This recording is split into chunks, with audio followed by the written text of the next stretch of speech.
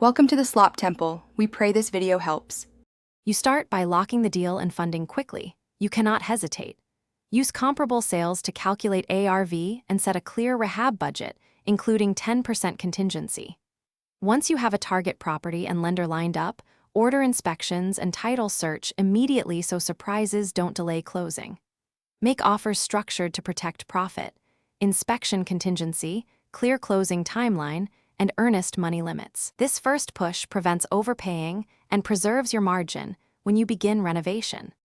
Once the property is under contract and inspections are done, you move into execution with a clear scope and schedule. Start with structural and systems to stabilize the asset, then sequence trades to avoid idle time. Demo feeds rough carpentry, which feeds inspections, which frees finishes. Make sure to document progress with photos and invoices so you can reconcile costs against budget daily. When change orders arise, approve only those that impact habitability or resale value to protect margin and timeline. You finish by polishing curb appeal, staging key rooms, and launching the listing with high-quality photos and a clear value proposition for buyers. Price competitively to sell within 30 days. Negotiate offers with contingencies that protect your exit timeline.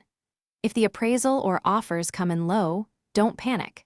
Gather stronger comps, show recent upgrades, and be prepared to adjust price or offer seller concessions to close quickly. One key troubleshooting tip: if financing falls through, have a backup cash buyer or rental plan ready. Thanks for watching. Consider subscribing if we helped you.